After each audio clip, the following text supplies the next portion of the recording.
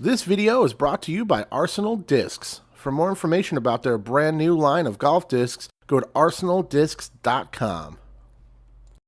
What's up, everybody? Welcome to my review of the Arsenal Discs 50 Cal. It's a brand new driver from a brand new company. They have several molds that they've released straight off the bat, which I think is cool.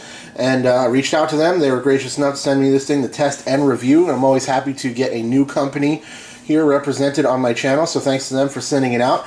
You can check out their website in the description below if you're interested. Let's take a look at this guy. Arsenal Discs 50 Cal. There's your stamp. It is just a straight up silver foil stamp. Here's some flight numbers for you, as well as it says first run. Some people have noticed, myself included, that the bullet here still has the shell casing, which it would not have if it was actually fired from any type of weapon, but that's neither here nor there. It's just a minor thing that some people, I'm sure, have noticed if you are familiar with how guns operate. Here's a flat top to this thing for sure.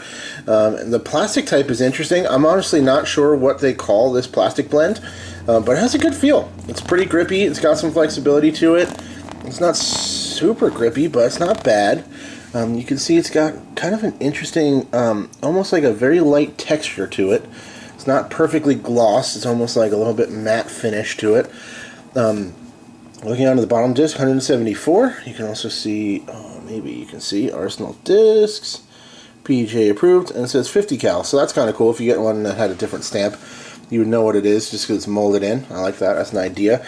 It also has all around the bottom here these kind of dimples that are probably just a byproduct of the molding process. I don't think they have anything to do with any type of design. It's probably just however they're molding these. Those are kind of part of lining up the mold for whatever reason. Pretty small rim design. As you saw the flight numbers here, I'm not sure I would agree. I don't think it's speed 10, but as we know with flight numbers, they don't translate between multiple companies, and they're really just a guideline that you can use between discs of the same company. So if you throw this, and then you can kind of compare these numbers to another disc in the Arsenal disc lineup, it's not going to work for DD or Innova or anybody else who uses the 4-number flight system as far as I'm concerned. But if I had to guess, according to a more traditional kind of Innova dynamic disc type distinction, I would say probably closer to like an 8 or a 9. Let's throw it up next to the Lucid Breakout, which is considered a speed 8 from DD. And you can see there's not much difference in the width of the rim. Just a little quick side-by-side like I like to do. But yeah, flat top, good feeling plastic, has some flexibility to it for sure. Almost like a little bit of a puddle top on this particular disc, kind of indents down. But it feels good in the hand. I like the way it feels in my grip. It's nice. It's very smoothly contoured. No real flashing. Just a tiny bit of flashing that you can see starting to have some wear on the edge here. But good feeling disc in the hand. Very easy to throw and release, and yeah, no problems there. Let's talk about the flight of this thing. All right, so let's get back to the flight numbers actually to start this off. 10, 4, -2, and 2. If I were to assess it and apply my own flight numbers for this disc, I would say 8, maybe 9.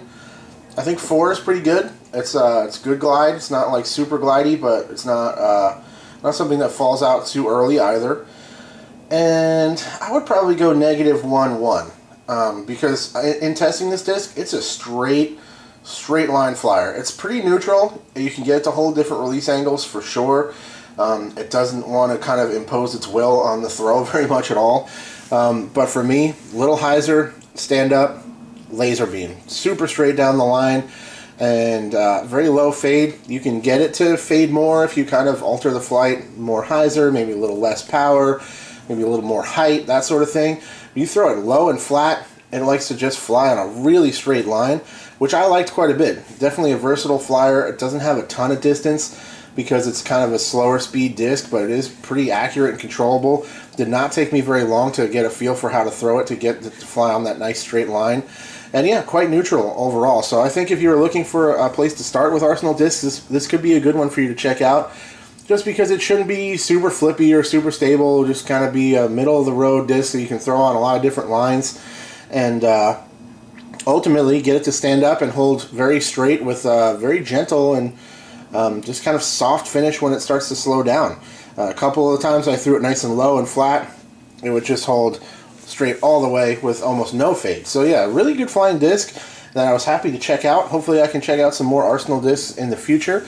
Let me know what you guys think about the other molds if you have a chance to try them out. Thanks for watching. I'll check you all very soon. Cheers.